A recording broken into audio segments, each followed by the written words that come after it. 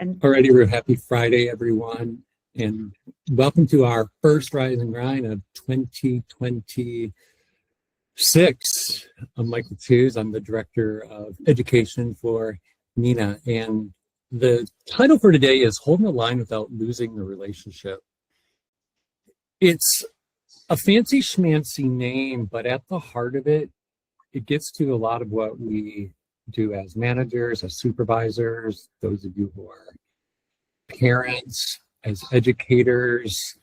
We are trying to hold a standard, trying to hold rigor, holding the bar, and at the same time, we have to maintain the relationship, maintain, humanity in what we do.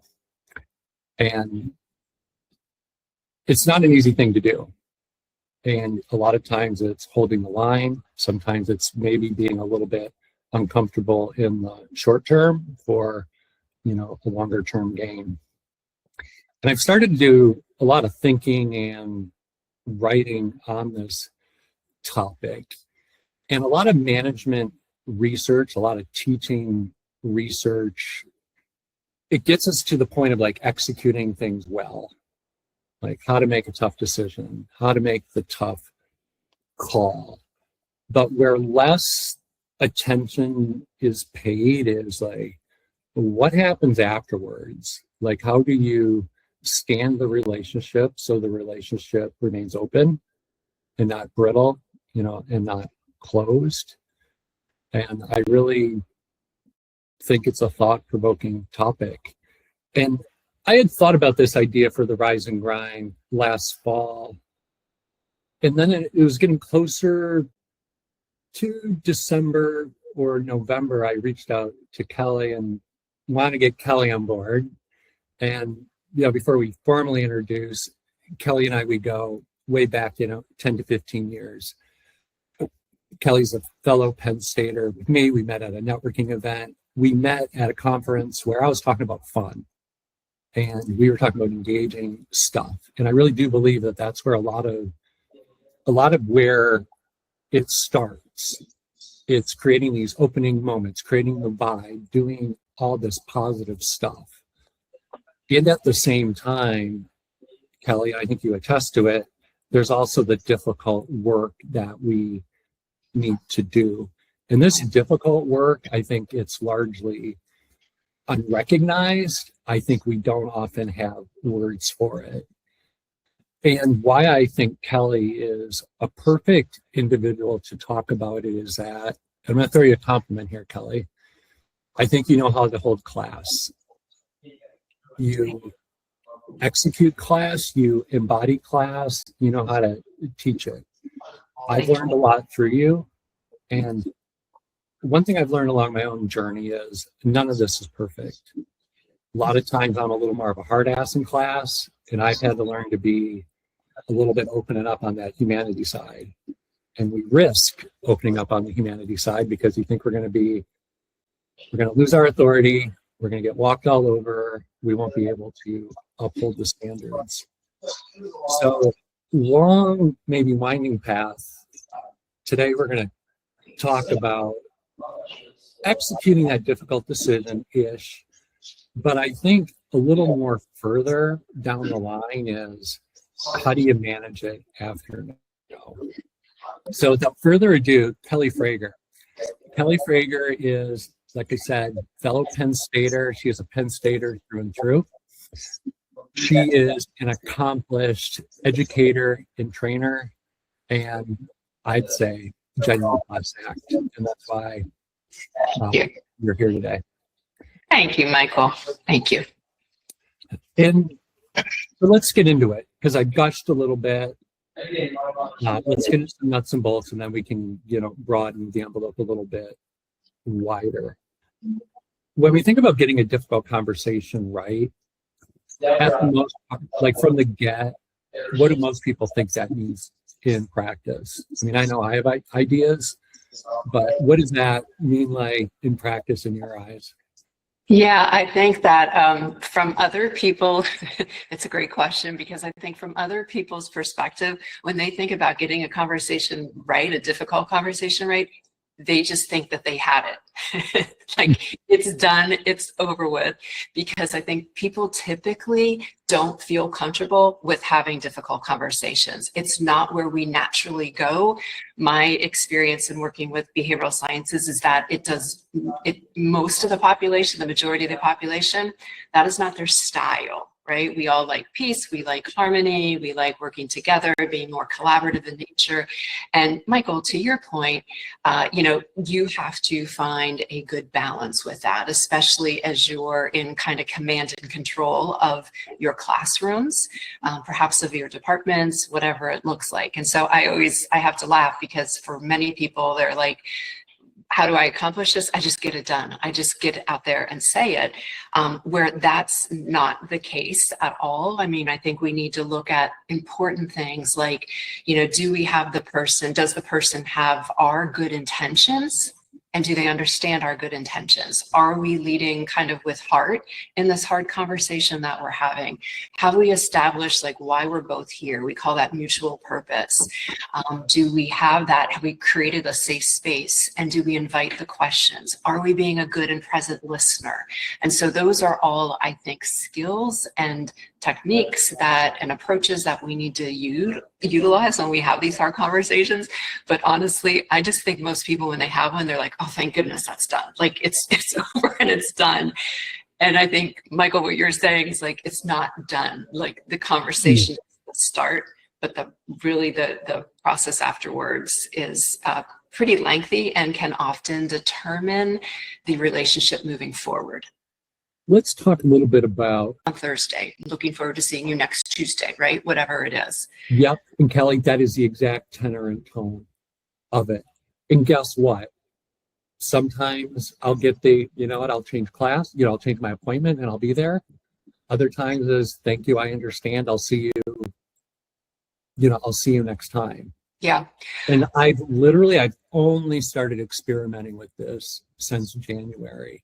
Because at the beginning of the semester, just coming off a sabbatical, fresh off sabbatical, thinking that the students are going to be different this time.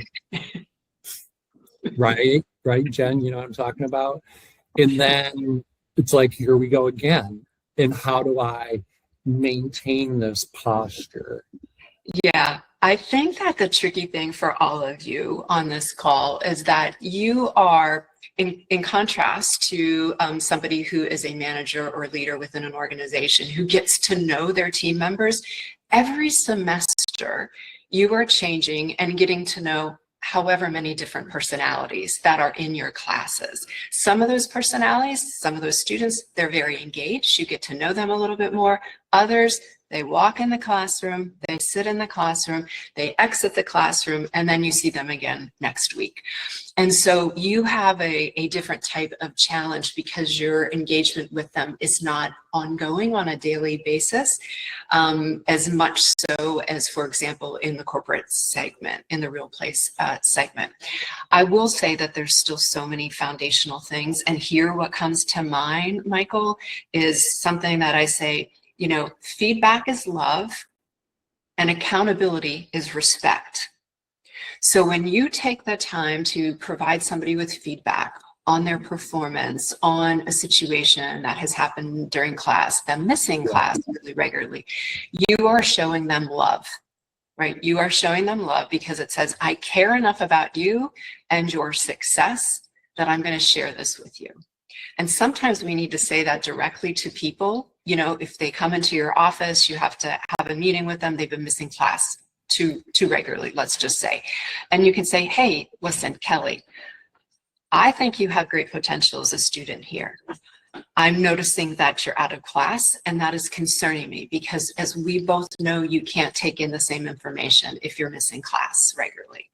And so when you can say things like that, I care about you and I care about your success here as a student, and I know that this course right here is foundational for the next 3 courses that you're going to need to take over the next 3 years or 2 years or whatever that looks like. Mm-hmm. And then when we can have and hold them accountable, what that says is I'm respecting you as a person because I have confidence that you can do this.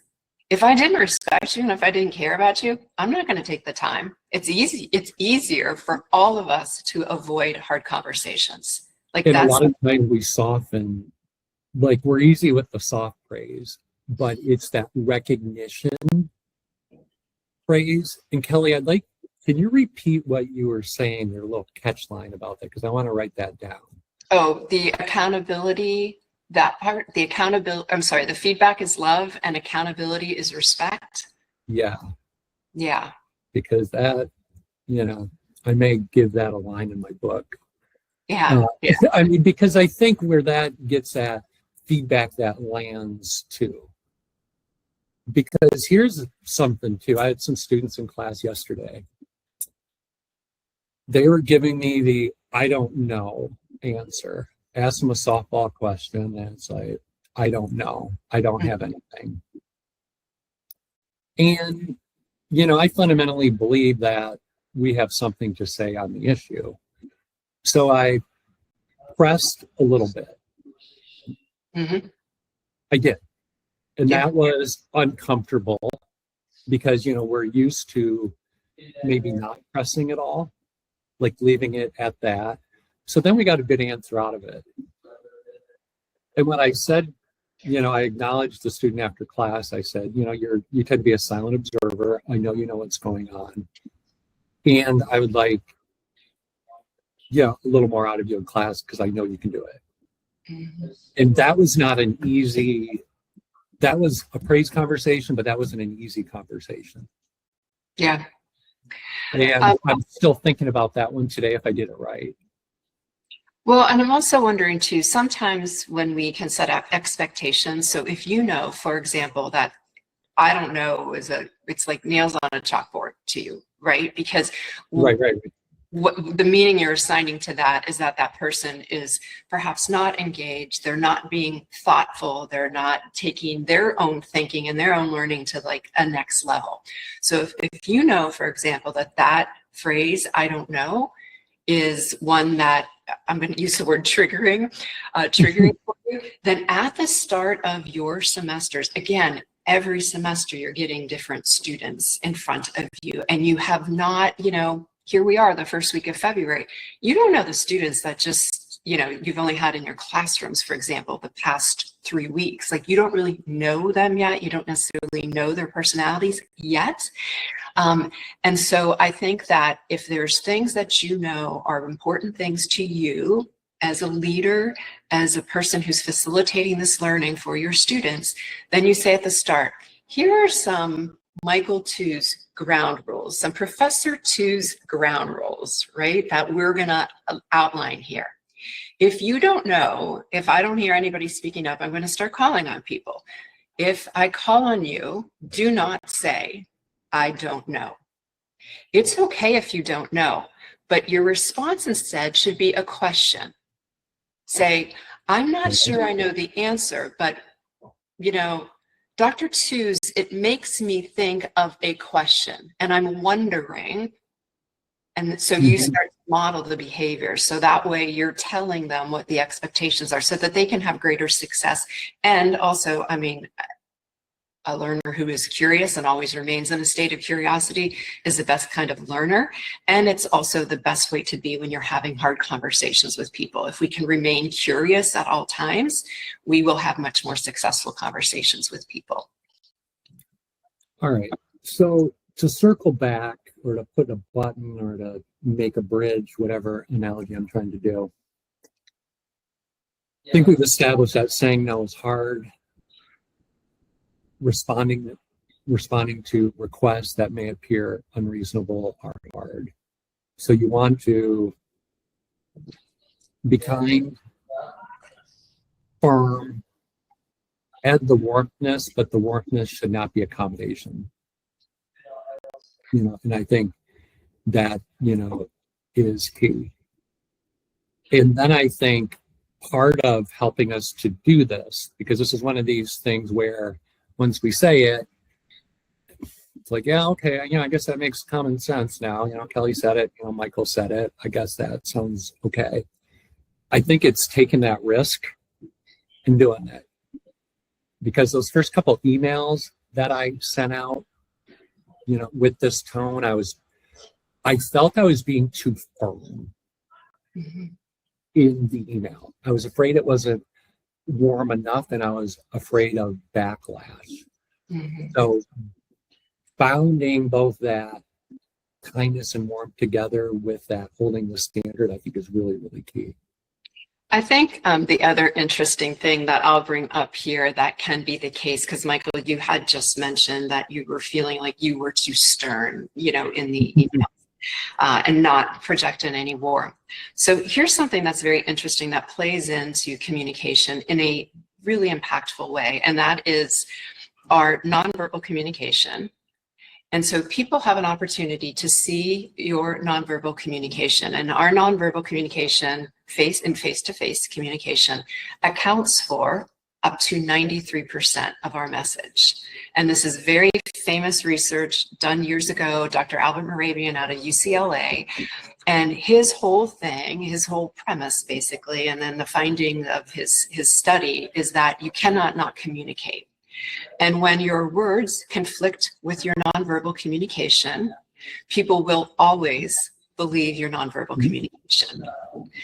So if I say, you know, yes, I'm very pleased to be with you all here today. Yeah, exactly. Right? There's no smiling. You're going to believe like, oh, Kelly's not really looking like she's pleased to be with us here today. And you're going to believe that versus me saying the words I chose to use, which were the correct words. And I share this in context, looping back to what your train of thought was there, is that when they can see you and they can know you, so they're seeing you, whether it's in person, whether you're doing a virtual course online, they're seeing your face, they're getting a sense for you and your personality and your nonverbal communication. Therefore, when you send an email, if you think about Dr. Moravian's research, 93%, right? Out of that 93%, 55% is our nonverbal. What is our face doing? What are our eyes doing? Are we smiling? You know, how are we looking? You know, do we have, what type of posturing do we have? That's 55%. And then the other 38% is that paralinguistics, that tone of voice that we use. So if you think about emails, and in your example here, and you're emailing students regularly, because let's face it, this generation feels most comfortable communicating via text. Most comfortable communicating via text. And so what happens then is that they start assigning meaning to that text because you have removed the tone of voice, the 38%, and the 55% of the nonverbal communication. So that has been removed, and it is fully 100% communication via the text. And the challenge with that is that just as you assign meaning to the text, meaning like I was worried, I was feeling, you know, sounding too stern, they also assign meaning to that text because they're not getting the full package of communication. And so their meaning might be very generous because they say, I know Professor Tews, I know Dr. Tews. He cares about his students. I can hear the exclamation points or the smiley face emojis. I mean, listen, people, emojis were created because we needed help with how we interpret like what people are saying. And so when they start to then assign meaning because they know you, because they've seen you, and so they will assign meanings. There have been emails that I too have sent that I'm like, ooh, is that like, okay? But people have responded back with such graciousness and kindness because, again, they know me, even though I was feeling like, oh, I want to poke this person just a little bit in this email, right? They have responded back in a really positive way because overall they know who I am as a person and how I show up. And so the meaning that they assigned was a generous assignment to that text that I sent via email. If you don't have that generosity then, and or if the individual that's on the receiving end, they are assigning meaning based on their experiences, right? Like we are our experiences, right? Let me say that again. We are our experiences. So depending on what your experiences are in life, you assign meaning to things. We assign meaning to words. Like if I said the word aggressive to some of you, like how many of you would be like, yeah, that's me. I want to be aggressive, right? All have groups and corporations I work with, yeah. And when we do activities and the word aggressive comes up, people are like, I'm not aggressive. I don't want to be aggressive. Right? Like that's not something, but I'll say, well, what if we're talking about sales and meeting sales quota? Then they're like, oh yeah, aggressive is one word I want to be used to describe who I am. Right? So people, depending on what situations we're in, we started to assign meanings to things. So I think the important part here is that when we have a hard conversation, that is just the beginning of the process. For many of us, we think that that's the end of the process. It's just the start. So when you have a conversation, it is the start, because here's what happens. If you can think about this like as a ripple effect, imagine that your conversation, your hard conversation that you're having is the splash in the water, right? Like this is where you say and you get the relief because you've had it. Your kind of your amygdala, your fight or flight, maybe all the emotions that you came into this conversation with starts to settle after you've had it, right? You've been thinking about this, you've had a lot of angst going into it, you've been really trying to be thoughtful, thinking about the other person's perspective, and you sit down to have the conversation. The other person is now experiencing what you've been thinking about for days, for hours, maybe months, maybe, like years. I don't know. You've been thinking about this. You've had all this runway up. You have this hard conversation. You make the splash in the water. The other person is just now starting to experience it. So if I could pop in, because I think this is a reality, because we think conversation done, I'm over with it. I may think about it a little bit, I may ruminate a smidge, but basically we've had it, and then I'm conflicted with, I'm just talking, is it then like, do we follow up with them? I mean, is that what we do in a weird email way, or is it maintaining presence in a certain way? Yes, both. I mean, I so the splash in the water is the conversation. The first ripple is internal processing, and that internal processing might be some on your part if you're the initiator of the conversation, because you hopefully are saying, how did that go? How did I do? How would I handle that differently next time, right? Like you're growing that emotional intelligence part because you're recapping and, reviewing and figuring out how to renew it better next time. But then the internal processing on the recipient's end is going to be really important, because like that third ripple is the relationship. And what does the relationship then look like moving forward? And so when you think about internal processing, and all of you, I want you to all think about when somebody had to have a hard conversation with you, or you received some type of feedback that was hard to hear. How long did you think about that? Right. I'll just give the example that I use, which is a pretty one that we can't relate to, but we can relate to. So if you ever hear an author being interviewed, and that author has just published like their, fourth book, their 10th book, whatever it might be, and they'll get, 1,000 positive comments, as the book is released, they'll get 1,000 positive comments. And then they'll have maybe 2 or 3 comments that are like, this is your worst book ever. You needed to stop after book number 8. They hear, right? So you get 1,000 positive comments, and then you get 2 things that say something to that effect that are more negative. What is that author thinking about for weeks?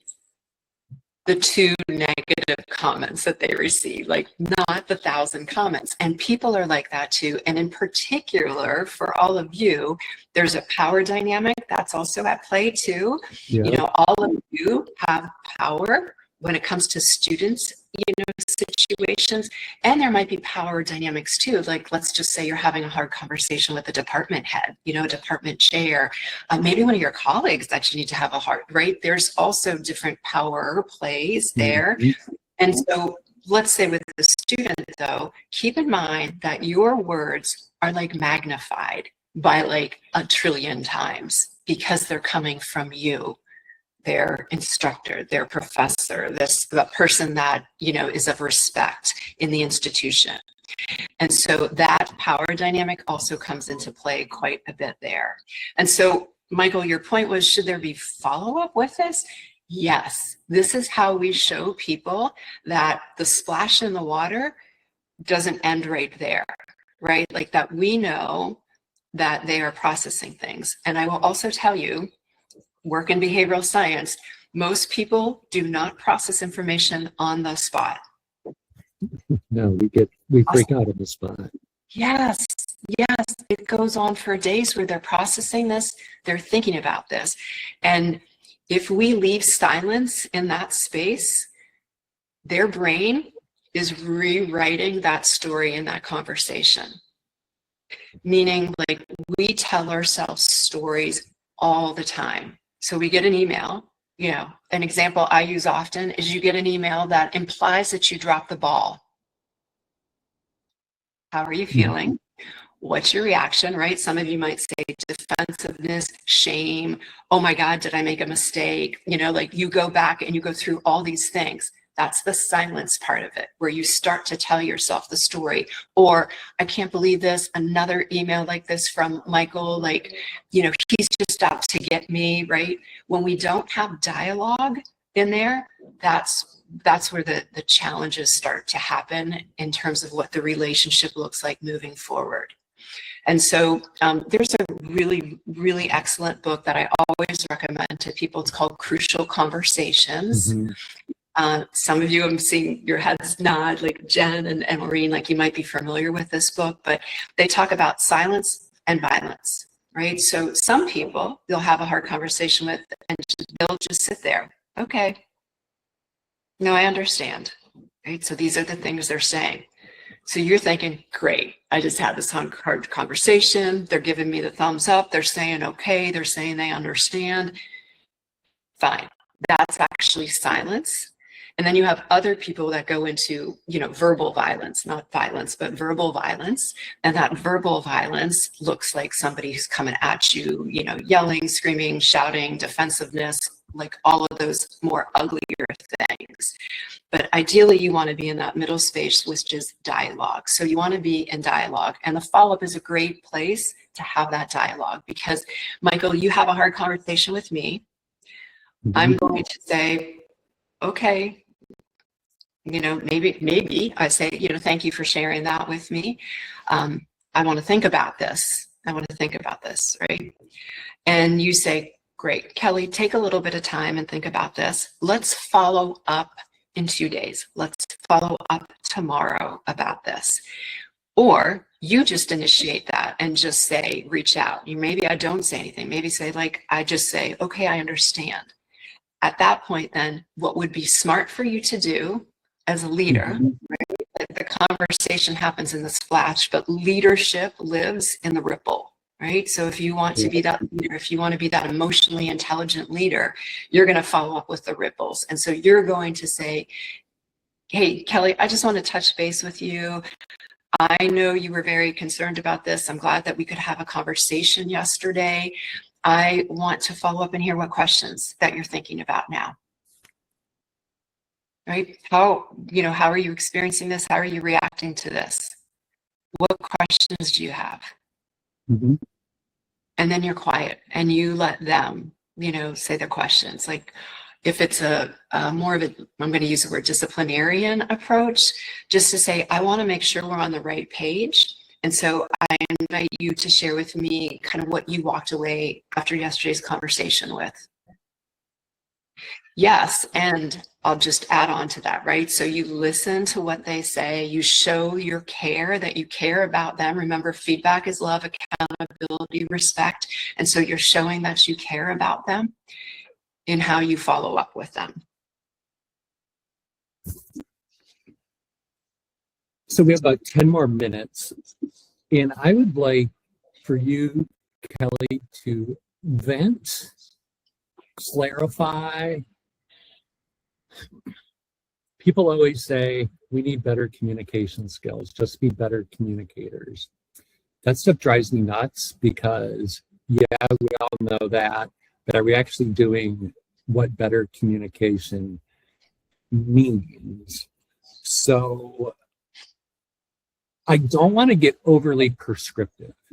I think what's terrible is to say, here's 5 bullet points, but something mid-ground, like what do we need to be doing slightly different? Do we have to pivot ourselves, position ourselves differently? Oops, sorry, does it go? Yes, I would say a few things. And these are things that I encounter regularly. First of all, in communication, we talk about, we all know the golden rule, right? Like the golden rule we learned at a very early age, which is do unto others as you would have done unto you, right? In communication, that is a terrible idea, like a terrible idea. So in communication, we talk about the platinum rule and in which they need to receive their communication. Messaging is never about you, the messenger. It's always about your audience. It might be an audience of 1, it might be an audience of 10, it might be an audience of 100 people.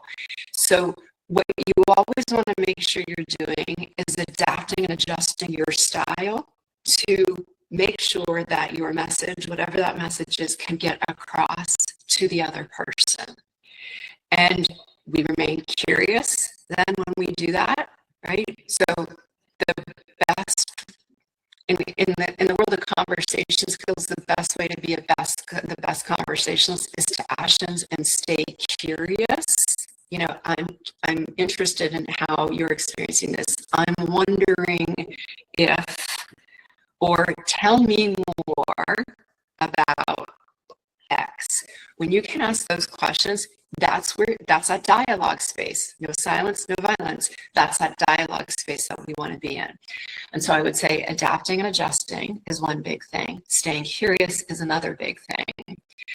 The other thing I think that everybody needs to kind of have their radars up for is something that is called artificial harmony. And artificial harmony is where we have a meeting. Let's say you're in a department meeting. Imagine this, you're in a department that says, this is our plan, this is what we're going to do, this is how we're going to tackle this. And everybody goes, around the room like, is this, does this work? Tell us, let's just go around the room. Does this work? Yes, yes, yes, yeah. Right. So you get, like 8, 10 other heads nodding. The meeting's over. Okay, great. So this is our path forward. The meeting's over. Everybody leaves. I go over to Maureen's office and I say, Maureen, can you even believe that that's the way in which she wants to pursue? No, it didn't work, right? But I sat in the meeting and I nodded my head, yes, right? So that was artificial harmony. And artificial harmony is very dangerous because when we have that places us always in this place of silence and non-dialogue.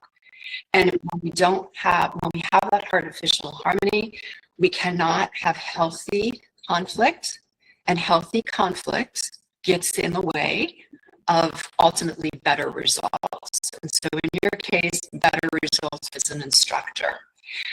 At the basis of all of this is trust. Mm-hmm. And that is huge. In communication, yes, your audience is somewhat transient, in terms of who you're communicating with, but at the same time, there are so many things that you can do to build trust at the start, and just show that you care about the students. And I always say, you know what? Tell people directly. I am here because this is what I love to do. I love facilitating learning. I believe that all of you sitting in this room have some really great, unique thoughts to share. I know that. And what I love about having, 25 of you, 46 of you, whatever, however many students you have sitting in front of you, what I love is that anything we talk about, all of you potentially could be thinking differently about the topic. And so I'm going to invite that. My expectation is that you contribute that. And hey, just a little side note, Michael, this is a little bit off topic, but just so you know, one of the things, I'm in front of really smart people at times, like way smarter than me. but also collectively much smarter than I am. And so one of the things I always do when I'm up in front of groups, and it could be a room of 100 people, it could be a smaller room of 12 people. But one of the things I always say is I always have them do a little quick mental math calculation. And I say, okay, hey, I have 30 plus years in the workspace, right, doing this. What's your average, right? How many of you, what's your average in terms of your work, your professional, work time in the workplace? And so they'll, shout it out. We get to an average, and I say, and there's like 100 of you in the room. So multiply it. And I'm like, hey, wow, that's crazy, because that is 200 years of workplace experience compared to my 30 plus years of workplace experience. So collectively, all of you are way smarter than I am as an individual. And that is why it's so important to have you sharing your thoughts, your experiences, and your questions. And so you can do that obviously differently than I did, because I don't have like you're not going to have that professional knowledge sitting in the place, but you're going to be able to invite others to engage with you. And that helps build that trust that you want, because you cannot have a hard conversation if the person doesn't trust you, and if they don't have your good intentions, and they don't know of your good intentions. So think again, think all of you, think back to when somebody you didn't trust delivered some information to you. You reject it. Yep, you reject it. I have, because I didn't trust their intentions. Right. On the other hand, I've had people provide feedback, and I do trust them. I respect them, I trust them. And I've said, thank you. Like, thank you for sharing this with me. I appreciate that. And it's going to be something I'm going to be, thinking about. So thanks for taking the time to care enough about me to share that with me. Christine right Cleaver. now. Sorry. We have a question from Christine Cleaver. She's had her hand up for a while. Oh, Christine, I'm sorry about that. Right. So this this is resonating with me. So I guess I'm looking for some best practices, or I call it groupthink, like artificial happiness, artificial harmony within our student groups. They will go along with an idea that they don't necessarily believe in, because they can't navigate the situation. And I always try to talk about it looking at things from multiple lenses, but for many times they will just go along because they feel like that's what they should do, versus voice something that could really make a difference in the project or the group or the conversation. Yeah. That is a great challenge, and a very real challenge that you're experiencing, and that is an experience all over the place. I would say, in terms of some techniques that might be able to be helpful, perhaps, depending on the size of the classroom, small groups, where you say, this group of 5, I know if you're anything like Michael's a master at these things, but get in small groups. Okay, so we want these groups of 5 to go around. Here's what I want you to talk about amongst the 5 of you. And then I'd like to make sure you appoint somebody to share with the class, because then we'll report up as a larger group, right? So allow them that smaller, most people feel comfortable in smaller settings, sharing what their thoughts are before going to the large setting. So in other words, if you're in front of a group of 45 students, let's say, and you throw out a question, you might get complete silence. Christine, that's part of that. Like, people are afraid to speak up. They're not willing to say, well, you know what, Dr. Cleaver, I actually think a little bit differently about that. You might not get that, because once again, you're in an age group where still there's quite a bit of continuity wanted and desired by this particular age group, meaning that they won't necessarily kind of, be a devil's advocate to any thoughts that you're presenting. But when you can do it at a smaller group, and when you can do this, I always invite people, like if managers or leaders that I'm working with are having a hard time getting engagement in their meetings, I say, assign a devil's advocate, right? Assign somebody and say, okay, in this group of 10 people, today, Michael, you're going to be my devil's advocate. And you're going to tell me, you're going to tell the group what are the pitfalls that we need to look out for? Like, why is this plan not going to work? Why is this like school of thought that we're following down going to cause us some hiccups along the way? And so you can do that. And then the other technique would be, Christine, to say like, here's, I want you to discuss this. Okay, so they do that, they report out, right?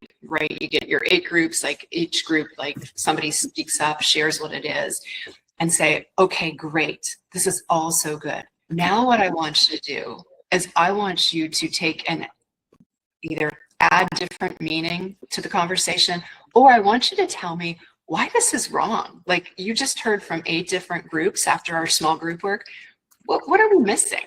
I want you to tell me what we're missing now in terms of this. Mm-hmm. So you can invite like that dissension, because once again, when people know it's okay to do that and to have different thoughts and to contribute to that shared pool of meaning with their own different thoughts, you're inviting that, you're encouraging that, and you're modeling that. And modeling also is, of course, when somebody says like, Dr. Tews, you said this, and I actually think about it this way and a little bit differently. Then you can say, oh, great. Okay, Kelly, tell me why. Right? You're not going to be like, well, listen, buddy. Yeah, Kelly, you can tell me that, but I'm just going off of, this large research study that was, 100,000 people over a period of 15 years. Tell me all you want, but I'm just citing the research that's out here, Kelly. Well, that's a defensive way, but you can say like, how do you do that, right? So how do you you can invite dissension? Thank you. You're welcome. Does that help, Christine? It does. It just that some of the issues is they don't have a lot of confidence yet in their voice. So I do like the fact of like assigning roles within the group to try to foster conversation. I think that's a great idea.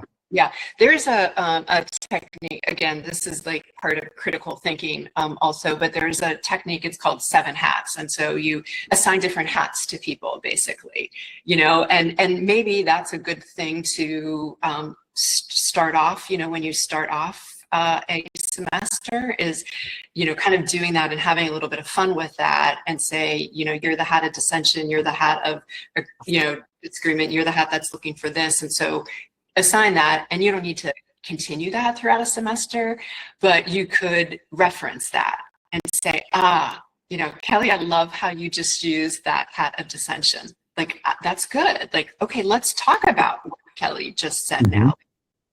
We're helping people teach to, you're all helping our young people. Thank you very much, by the way. Thank you very much to help be critical thinkers. And so that's part of the process when we look at the role that you all have in terms of modeling all this, it is really impactful and it can help other people understand what that looks like. And so they're going to continue then hopefully to utilize that behavior. And that's just a sign of a much more emotionally intelligent, developed, person, an individual that you're helping to create by the work that you do and what you model. Well, ladies and gents, we are at time. Maureen, how are you doing after this 45 minutes of insight? Great. I actually just had an insight from what Kelly was just saying, that assigning roles like that for an online discussion forum could probably help us all get away from the, I agree, your post was fantastic. Like assigning a group of people, like you must critique, like you must disagree. Yeah. Actually, I think like it, obviously in the classroom, it can be super engaging, but it actually just really hit me. Like that could be a really fantastic thing to do for the discussion forum. I'll send over, I'll pull it up and I'll send it over to you, Michael, and then you can, kind of share with the group. And again, ideas are out there to inspire. Right. So when we can see an idea, we can say, Jen might see the idea, but she might say, I'm going to do this with it. I'm going to do something a little bit different. And so great. I know all of you are creative in terms of how you get your learners to connect with each other, connect with the content.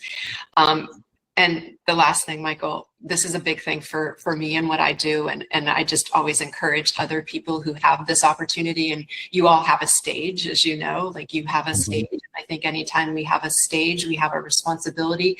And part of that, I think, is connection before content. Yep. People to connect with each other, get people to connect with what it is you're going to be talking about before you go hardcore into what it is that you have the responsibility to then teach them during the semester. When you have that connection, you've started to build your community. Community will do a much better job learning because then they're engaged with each other, and it's much more inspiring to have it that way. Kelly Frager, thank you very much. Oh, my pleasure. Thank you all for kids. Thank you for what all of you do too. So thank you so much. I appreciate it. Thank you. It was really great. Yeah, and thank you everyone for joining us. Really, really appreciate, and great to see so many of you. All right, Jen, recording off. Recording Okay. off. Okay, that was Have a great. great That was day. fun. Thank you. Have a great rest of the day. Thank Bye-bye, you. everyone. Bye. Thank you. Maureen, can you hang on for I sure a can.